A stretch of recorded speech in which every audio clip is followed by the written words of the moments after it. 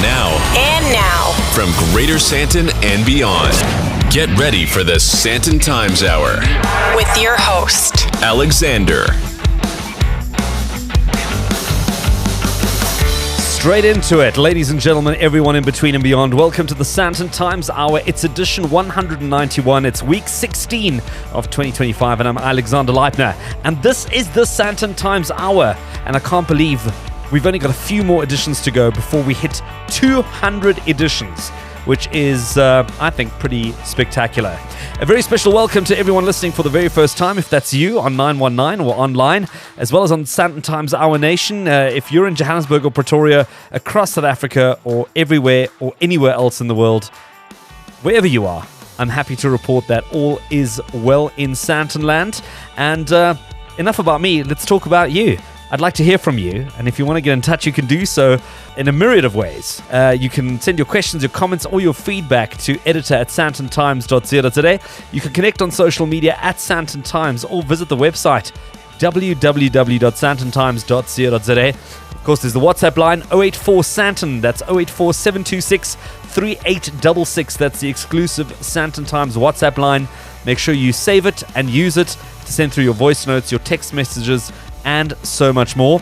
And don't forget, you can also subscribe to the show online on one of the podcast channels for free, for mahala, for nix. And there's a couple of them: Spotify, Amazon Music, Apple Podcasts, Iona FM, and many, many more. Especially ahead of that long Easter weekend coming up, you might want to catch up on some interviews, listen to something a bit extra on those long drives if you're going away. And there's probably no better way of doing that than subscribing. Joining me in the hot seat on the team is our Italian battalion. Behind the mixing desk, Vincenzo. And thank you for your messages. Yes, I'm feeling much, much better. The change of season, that flu that you get, well, let me tell you, that had me guessing if I was going to be able to do the show this week. But nothing like a little bit of ozone therapy and quantum biofeedback, and I'm sorted. All in one shot. Done and dusted. That's it for the flu for this particular part of the year. And my, what a week it has been. I had a chance to test drive a whole range of really, really beautiful, stunning Mercedes-Benz releases, but specifically one that had me absolutely speechless, which is the fully electric G-Class, the G-Wagon, but now fully electric. And I know a lot of people are already going, but the G-Wagon is so cool because of the sound that it makes, that engine sound. How does the electric do it? The electric doesn't do it. But it does a full 360-degree turn on the spot. And it can only do that because basically what they've done is there's no engine or motor in this car. The power units are attached to each wheel, which means pretty much like a tank, it can turn on the spot because each wheel can be independently controlled.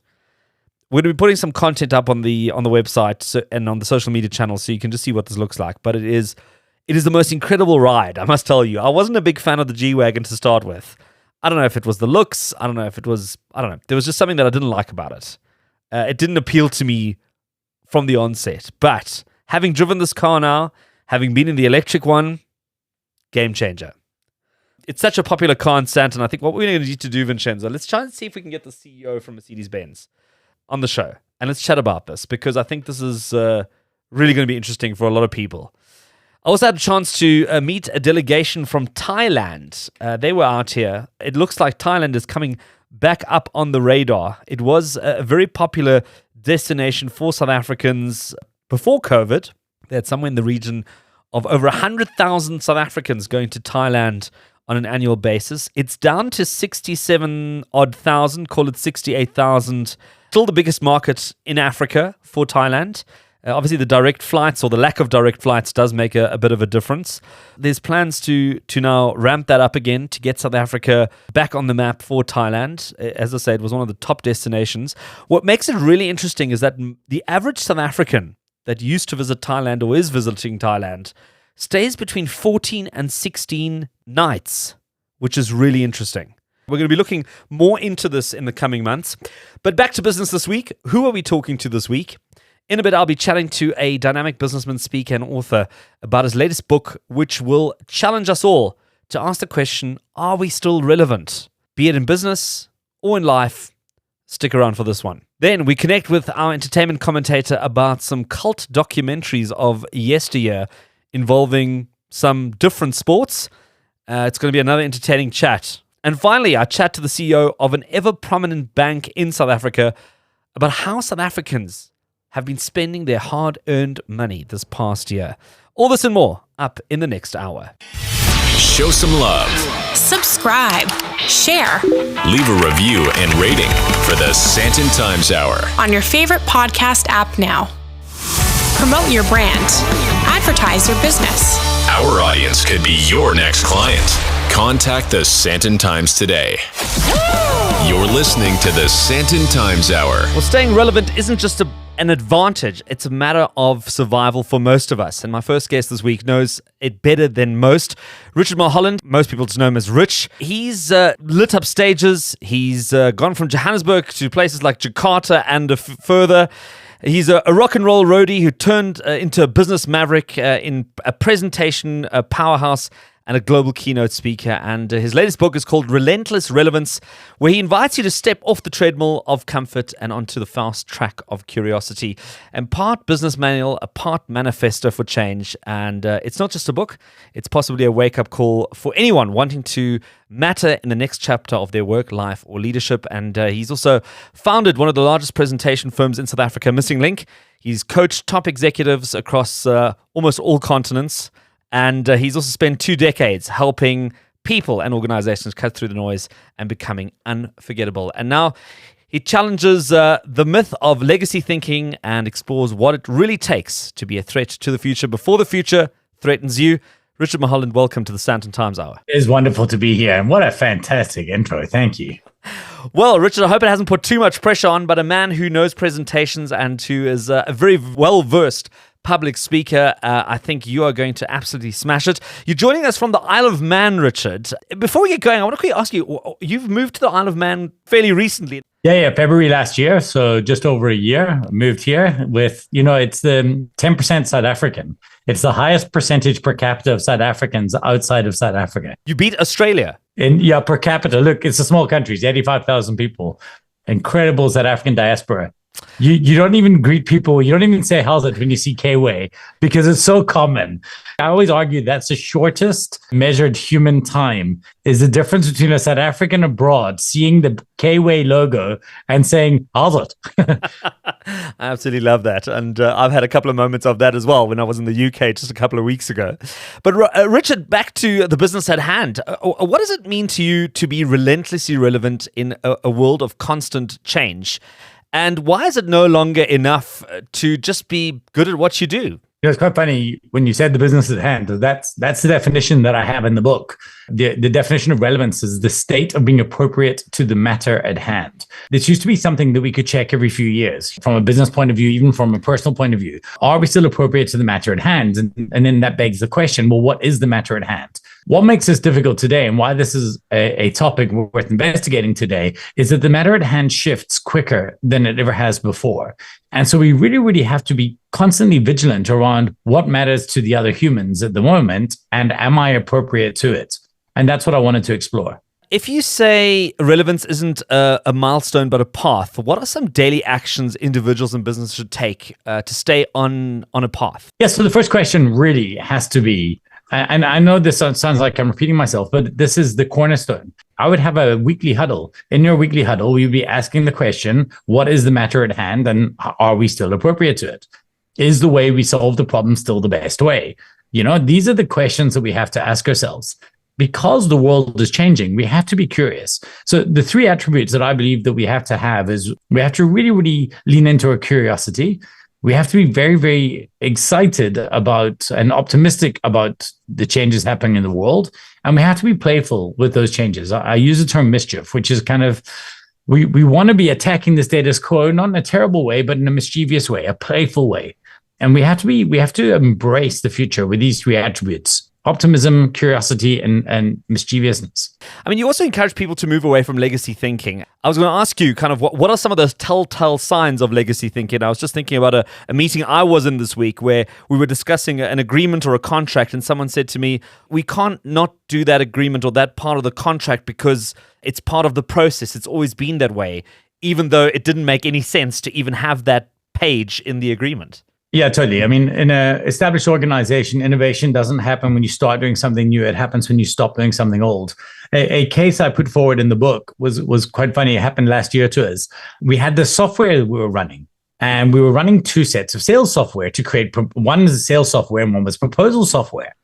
And I looked at this and I thought, but the sales software can make the proposals. So I went back to my staff and I said to them, why are we running this second bit of software? And they said, well, we need the other bit of software, the proposal software, to generate the sequential quote numbers in the same way that we always had them. And I was like, guys, I don't care about the quote numbers. What are you talking about? Like this is absolute madness. It was like, I don't care. It needs some sort of reference number, whether it's QI219 from the sales software or ML465, in the legacy system. But for some reason, people thought that I really cared about these ML numbers, which I didn't. The only reason I originally cared for them is I cared for them because when we started the company, I didn't want to start at 1. So I started at some arbitrary number, like quote number 1 was quote number 136 or something. And so we just proceeded from there. But beyond that first proposal, starting at 136, I didn't really care about it. And so that was solving an original problem. The original problem had gone away. And now we were paying a monthly subscription to a service to solve a problem that no longer existed. So that's the question that we have to ask ourselves. And I actually offer a framework for this in the book. What is the problem that we were solving? Is this problem still one we need to solve? If it's not, well, do away with the process. If it is the way we're solving it still the best way? If the answer to that is yes, then cool, keep doing it.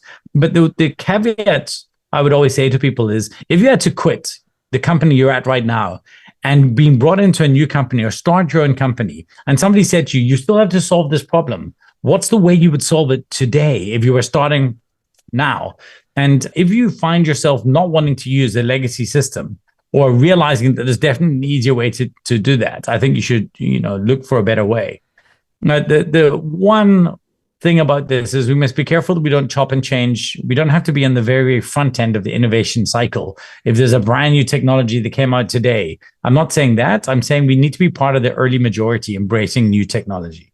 I think the accountants call it, is it a zero-sum calculation? If you had to do it all again now, how would you do it? And it's so interesting when you mention that story, because I often find organizations get very caught up in coming up with a temporary solution because something has to be sorted out right now, which ends up becoming a permanent one. People look back on that and go, wasn't that just supposed to be like a thing we were just going to do for like a week or two and then actually find something that's a little bit more substantial? Yeah, exactly. And then they stick with that. So my first book, Legicide, which this is the book number 4, but this is like the spiritual successor to that. That looked at that very specifically. The legacy thinking is the silent killer of innovation. And it's amazing how often things like you just mentioned, we create a quick stopgap, then it sticks. And then, generations later, people have no idea why they're doing it, but they're still just doing it because somebody did. It's absolutely crazy, but we need to let go of that. The risk in today's day and age, though, is that we chop and change too quickly. We need to have some degree of momentum, and constant change can flip momentum. So the question is figuring out when is the right time, what has the highest utility value. And if you're a big business or even a small business, it is recognizing that it's not your job to be the first mover, but the fastest fixer. You don't want to be the first one out the gate. Let other people pay the school fees. You want to understand that what you don't also want to be is the late majority or the laggard. In Jeffrey Moore's Crossing the Chasm technology adoption curve, you want to be on the flip side. Most of us want to be in the early majority. Very interesting. Well, I'm going to be continuing this conversation with Richard Mulholland. He's a keynote speaker, author, and entrepreneur. Taking a quick break and more with Rich right after this. You're listening to the Sandton Times Hour. I'm chatting to Richard Mulholland, and we were talking about some of the observations he's made in business, some of the observations that he points out in his latest book called Relentless Relevance. And Richard joins me on the line, and we continue this conversation. Richard, you mentioned that if you've asked yourself, am I still relevant? The answer is already no. And how can we train ourselves to ask better questions about the future? Because that's really what it boils down to. It's not about having better answers, it's about having better questions. Yeah, totally. I remember thinking a while ago about, I watched this person at TED. I was lucky enough to be there a few times, and they'd launched a flying car. And this flying car was really quite incredible. And the funny thing is, what it actually looked like was it looked like an airplane that could drive on the road. And I thought that the hard question to ask is, how do I make cars fly? The easier question is, how do I make an airplane drive or roadworthy? And we often think about things. We go with an idea based on a legacy concept. So our framework is, what is the existing status quo? And then we start trying to change from there. Whereas a better approach is to turn around and think about, go back to exactly what we're trying to achieve and try and figure out what are 5 different ways I could ask this question in such a way that I would get different answers. And often what happens is the first 3 questions you lay out, they tend to get you to the same place. What you're trying to find is a question that will force you to think about a problem in a different way. And this is the problem with most people when it comes to brainstorming anything, is that they start with one question and then they brainstorm the answers. If you really, really want to change things, start off brainstorming questions. Okay, frame a problem and say, what questions could we ask as a group? And spend the first 20 minutes voting on the questions. The more work you do on better questions, you might eventually get 2 or 3 really, really good ones. That's your breakaway. Then get people to come up with answers to those individual questions for the same problem. It will change everything you think about brainstorming, and it will get you to a much better place. Do you also find that there's a lot of organizations that are happy to be more relevant, but don't be too creative outside of this box? Like, you can go and do your brainstorming or come up with really wild ideas, but as long as we stay within a certain parameter, they're afraid of venturing outside of that sort of playing field. Yeah, and I guess in my younger days, I would argue with them that this was a terrible idea, whereas now I think that there's probably something to that. There's freedom in a framework, right? Creativity happens in a constraint. So by all means, I remember once we ran a creative session with our team. We wanted to do some other things. And one of the ideas was we should run adverts for my presentation company. There was an opportunity to create graphics for retail televisions in a checkout counter at Pick and Pay. Sure, if we did that, it would make money, but it isn't what we are. And I'm not saying that I wanted to kill the creativity. I'm saying that the freedom in a framework makes sense. And this comes back to knowing what it is you're trying to achieve and what you're really, really good at. So I think that I used to push that more. However, they can use this thinking as an impediment to progress. And so the idea is that if you decide on a victory condition in your business, so as a business, we want to achieve X by Y, right? A strategic destination. Every idea only has to be defendable against X by Y, right? So even if it sounds like a crazy idea, but then when I explain it to you, I can say to you, Alexander, this will help us get Sandton Times to a more global audience by such and such, even though it seems weird launching a video series for argument's sake or launching something else. When I present it and measured against your victory condition, it's like, boom, yes, that makes sense. So that's what we have to defend. It's not about defending where we are. It's about defending, is it getting closer to where we need to be? There's also this constant obsession with trends. And, how do you differentiate between chasing relevance and chasing distractions in the business world? Yeah, without going into too much detail in the book, I give like a 5-step rubric, a bunch of measurement criteria that you should go against.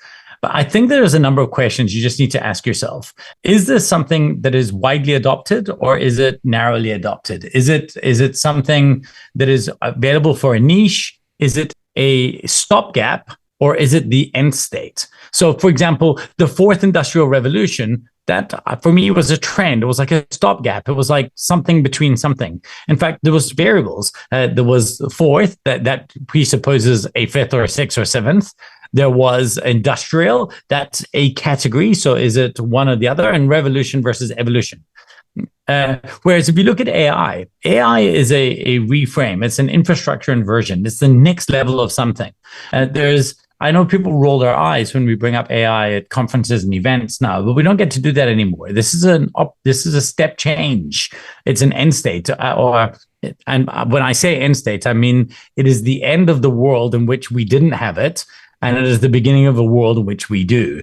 And we don't get to go back. That genie doesn't go back in the bottle. And so we need to analyze these things. And then we also got to look at, is it solving a real and practical problem? Is it mature enough to solve that? So when QR codes first came into play, nobody really knew what to do with them. They existed in the novelty of a marketing campaign on a magazine. And then we sat for ages. And then actually, I think South Africa was ahead of the curve. Zapper and SnapScan offered high utility value for QR code scanners for an informal retail market. But then for the rest of the world during COVID, menus became the high value, high utility thing. So people were able to scan that. 10, 15 years ago, I would have argued that QR codes were a novelty. They were a trend. Whereas at the moment, they currently exist in the space of utility. The metaverse for me is a novelty that hasn't found its utility. If someone gets to the end of your book, but they feel very inspired yet overwhelmed, what would you say would be the first steps for them to take towards becoming more of a threat to the future, as you put it? Yeah, so for me, the most important thing is to not go on the defense.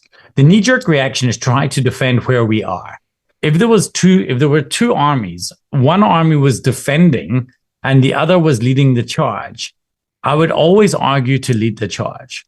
Your business model will be threatened. What we do know, in hacking, they call it the red team versus the blue team. The red team are the corporate hackers trying to break in, and the blue team are the people who work for the corporation trying to stop them. And of course, when the red team breaks in, they let the blue team know this is how we did it. These are called tiger teams. Now, this red team thinking, the red team always wins. And so if you recognize that, you have to sit there and think to yourself, am I constantly trying to defend the way things used to be, or am I open to leading the charge for the change to way things could be? And again, we have to just temper ourselves to make sure that we're not just knee-jerk reaction, jumping onto every trend and everything. But when there is a step change, like something in a business case like AI. So I'm a big board gamer. I've got board games all over the space. And the board game industry is hell-bent on going to war with AI-generated artwork. We want to keep the work of the illustrators. But it's an indefendable position. It's indefendable. And in fact, if I was working with an illustrator that wasn't using AI, I would be arguing that they were billing me for their inefficiency. They should be creating certain illustrations and a certain illustrating style and then certain graphics, and then they should be using AI to do that. But they're trying to defend that everything should be a pen on paper. Now, every industry goes through disruption and every industry changes. It is their time to change. Being on the blue team, trying to defend not using any type of AI-generated art, especially given what has happened, in early April when OpenAI came up with a new image generation engine. We have to be embracing this technology. This is the way forward. So if you find yourself on the blue team on defense, the idea is to say, instead of trying to defend against the attack, how can I lead its charge? If my business model is going to be under attack, how can I be ahead of the ones attacking it? How can I be on the front of the offense? Relentless Relevance is the book. Be a threat to the future before the future threatens you. That's Richard Mulholland. He's a keynote speaker, author, and entrepreneur. And of course, as you can hear, if you want to get Rich as a keynote, go check out his website. I'm sure he's got some great tidbits for your business, for your organizations as well. But of course, get his book in the meantime, available on all good bookstores and of course also online. And Rich, it's been great to reconnect with you again. It's been wonderful. Thanks so much. Really, really appreciate you having me on. You're listening to the Sandton Times Hour. And taking you into the second half of the Sandton Times Hour, my name is Alexander Leipner. And if there's anything that sounded good on the show, but you didn't get all the details, well, don't stress. Get onto the website, sandtontimes.co.za, and click on the show notes for this week. And there'll be a detailed breakdown with some additional links, some additional information, and all that you need to know about the stuff we discussed in this week's edition. Also, be sure to check out the social media accounts at Sandton Times, and feel free to use the WhatsApp line whenever you want to. 084 Sandton, that's 084 726 3866, 084 726 3866, and send through your voice notes, text messages, and whatever other media you would like to. That's the Sandton Times' exclusive WhatsApp line. And as we move into the second half, I'm thrilled to turn our microphone to our entertainment commentator, Tat Wolfen. And Tat, it's good to have you on the show again. Hey, Alex, it's good to be back as usual. Tat, what are we chatting about this week? Well, Alex, do you know what I like to do? And when you go to your usual streaming channels, whatever you signed up for, whether it's Amazon Prime, Netflix, Showmax, whatever, you go onto those streaming platforms and you'll always see like the top 10 for the week, which they always push. Yeah. And those are kind of the obvious things. So, I'll sometimes deal with those shows, but sometimes obvious is boring because it's what they're always pushing in your face, and it's what everyone discusses at work over the proverbial water cooler. Now, I like to sometimes dig a little deeper, okay, and come up with interesting gems, okay? Okay. So today I'd like to talk to you about a gentleman who's revered in certain circles, but not sort of generally known about. And that guy's name is Bruce Brown. Now, who is Bruce Brown? You may well ask. Go ahead, Alex, ask. Well, who's Bruce Brown? Well, Alex, I'm glad that you asked, because he was a documentarian, specifically about sporting movies. Okay. His work ranged from the 60s to the 90s. He's sadly no longer with us. The two movies for which he is best loved are a movie called On Any Sunday, which he made in 1971, and The Endless Summer, which he made in 1966. Now, On Any Sunday is a biking movie. It's about motorbike culture. Here's the thing about these two movies. Obviously, being as that they were made in the 60s and the 70s, the filmmaking techniques will be dated. Okay. But for me, that's part of their charm. You know, when you watch something like this, you have to understand that it comes from that era. And for me, it becomes like a sort of a time capsule. You know, even the voiceover, which is done by the filmmaker Bruce Brown, the style of the voiceover, the style of the filmmaking, even the look and feel of the film, because he shot in 16 millimeter. You know, all of that for me adds to the overall charm of those movies. So it's interesting that you say that, because now that you're sort of mentioning these things, I'm thinking back to movies that were shot by Jamie Ace in South Africa back in the days, right? Or even if you think about Faulty Towers, which has also been shot in the 70s. And you can watch it to this day and still be mesmerized, charmed, drawn into these productions, even though they're not in 4K. The costumes, the outfits, the dialogue, everything is sort of slightly dated, the music, the whole lot. And yet, if you look at it from the context of where it came from, it's still very watchable. And that's what I always say to my friends, you know, when I'll often recommend like a movie from and I say, you know, you've got to put on the shoes and the hat of a person in the 1950s going to the movies. Yes, you know, for example, you know, they talk differently in 1950s movies, and people say, oh, yeah, the dialogue's so stupid. No, but you have to also remember that people interacted differently in the 1950s. They did talk differently. For one, they were more polite. And for two, they tended not to use that very famous four-letter word. Well, and also the scenes were much slower. You feel like when directors used to like work on scenes, I mean, now I think a camera shot changes every 3 seconds. Back then, you could linger on a shot for, I don't know, a minute, 2 minutes, however long. Yeah, and people I think people had greater concentration spans, because now they're on their phones and they look at this thing, and if the video's, you know, longer than a minute or so, then they tend to hop along the timeline. Yeah. Okay, all of which brings us back to Bruce Brown. Okay, I'm not a motorcycling fan, but I can enjoy a movie like On Any Sunday because I see it from those different perspectives as well. You know? And just something interesting, you're talking about 4K and stuff. Do you know that movies dating back even to the days of silent cinema, most of them would have been shot in 35 millimeter film, and actually 35 millimeter film is very high res. So if you watch a remastered, because they're doing a lot of like Blu-ray releases of films from the silent era, from the 30s, from the 40s, from the 50s. And when you watch those things that have been properly scanned, the resolution is there. It's 16 millimeter was lower res. So movies like On Any Sunday and Endless Summer, and even Jamie Ace's movies, I think he shot them largely in 16 mil because there was lower budget. So those would be of a lower res, but again, you have to appreciate it for whence it comes. So On Any Sunday, I could watch and enjoy for those reasons. The Endless Summer, the surf movie that he made in 1966, for me had a particular interest because I grew up in Durbs. Okay, so I grew up amidst surfing culture. You're surrounded by that culture. So whether you're a surfer or not, It's part of your DNA in Durban. Once a year we had that big surfing contest, and Sean Thompson was an idol. I mean, he was an international surfing figure. So we had an international celebrity in our midst. I even, at one stage, you may be surprised to know that I worked in a movie library at one point. I had, as customers, I had Sean Thompson and his dad, Ernie. So for me, I had that little extra connection to, I was like 1 degree of separation, or is it no degrees of separation with Sean Thompson?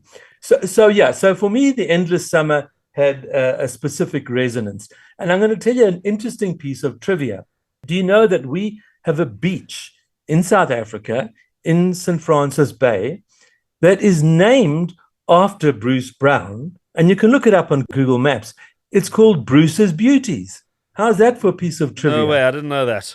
And he came out, he shot part of the Endless Summer on that beach. And as a result of his interaction with the locals, they named the beach after him. That's cute. The fact that he's left his mark in our geography, and it actually is there. That's what the beach is called. Well, there you have it. An endless summer, and on any Sunday. If you're into movies of yesteryear, if you're into surfing, into motorbikes, that's certainly something you might want to pick up on. Or it might just inspire you to dust off some, VHS tapes or whatever it is that you've got at home from that era. And you might want to rewatch some of those movies. And there's a couple of them that have dated quite well. Others are probably almost unwatchable. But whatever you decide to do, I think that has been quite an interesting trip down memory lane, Tat Wolfen, and it's been great to have you on the Sandton Times Hour again for another week. Well, Alex, as usual, it's been fun, and maybe in the coming weeks we can talk about something slightly more contemporary. But I think it's always good to dig back into the archives of cinema history. And that's why we have you on, Tat, every single week. Catching up again next week. And also, if you want to watch those 2 movies and so much more, go check it out on Amazon Prime or on Apple Plus TV. The best of talk and music in 1 hour. This is the Sandton Times Hour. So Discovery Bank and Visa unveiled their 3rd annual Spend Trend 25 report in Sandton this past week, offering a comprehensive look at how South African consumers have been spending and what their spending habits are, and how those have evolved over the last 3 years.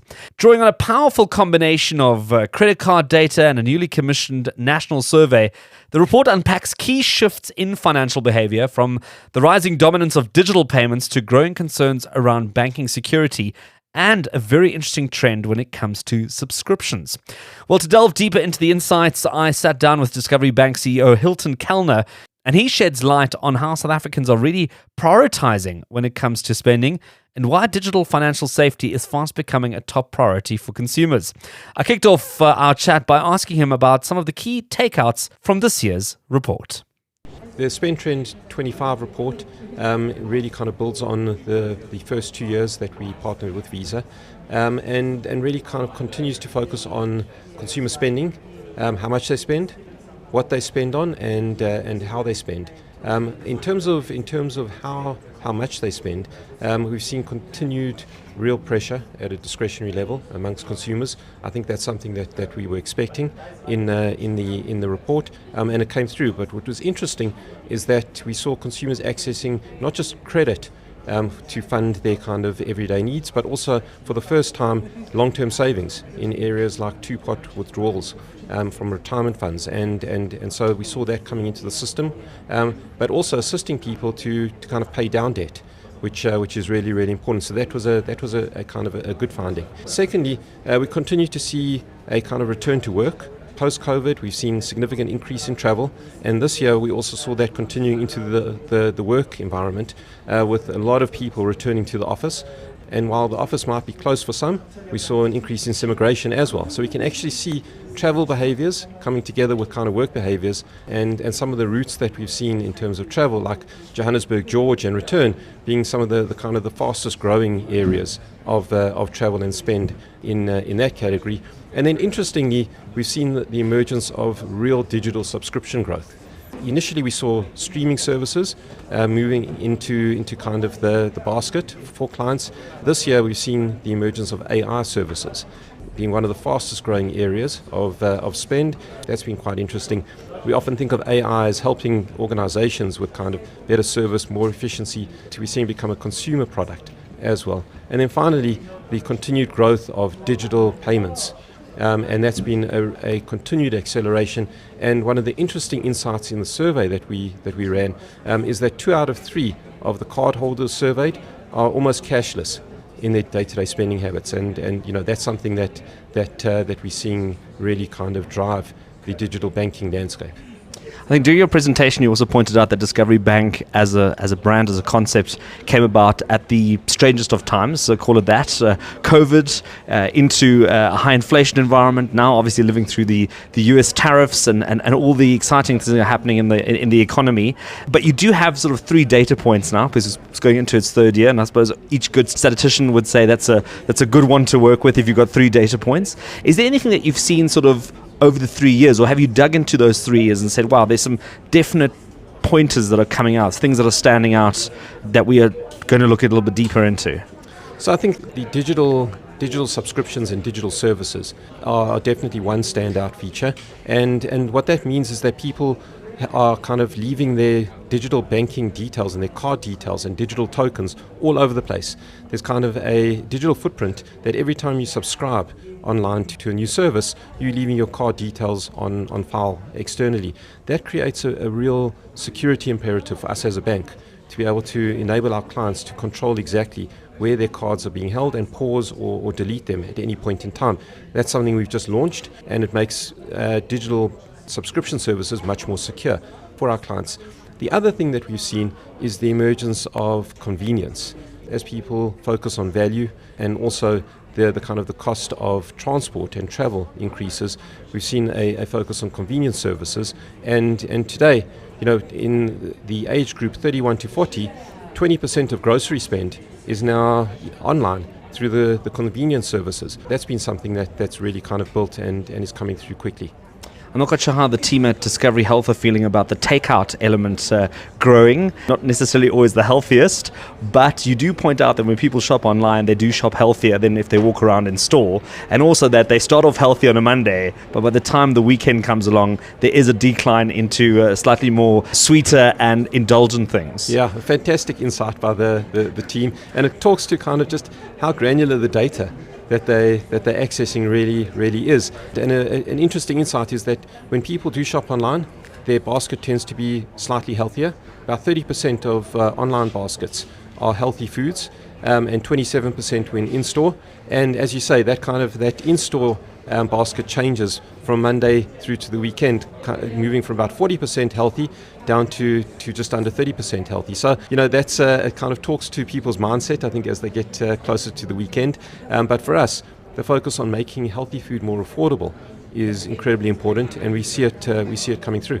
In terms of benefits, another interesting stat that came up there is that people are spending 35 hours a month in their car, which is, I think, for most people, a healthy work week that they're spending behind the steering wheel. This is also impacting also some of the benefits that are coming through the fuel benefits that you've got as well. Yeah, so we certainly see a return to work amongst our client base and Visa's card base more generally. We're able to track it using data from Discovery Insure, where every single drive amongst our clients is effectively recorded. Using that data, we've seen exactly as you said, our clients are spending about 35 hours a month in their vehicles, and the cost of fuel becomes a significant portion of everyone's monthly budget as a result. What that's translated into is a real focus on where clients can get the best deals.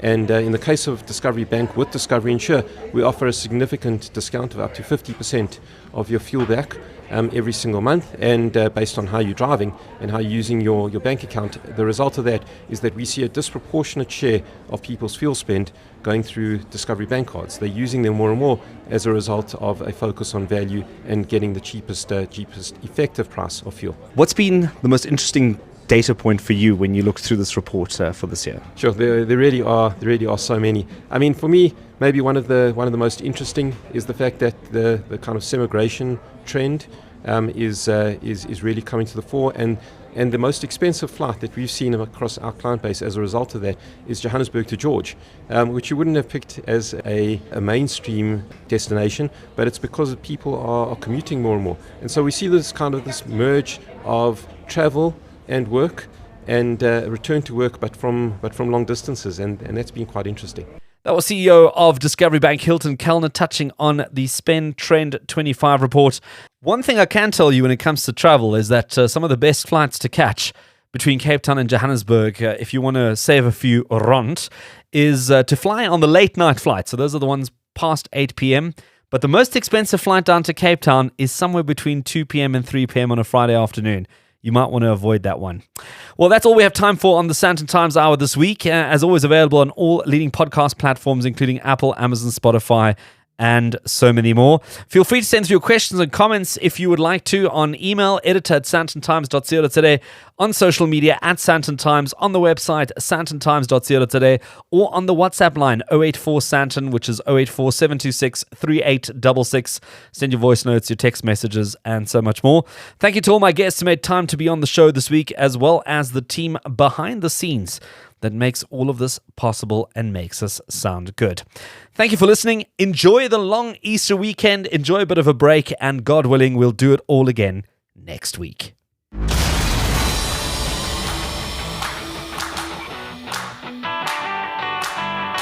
That's it for this week. Thanks for listening to the Sandton Times Hour. And if you enjoyed it, be sure to share it.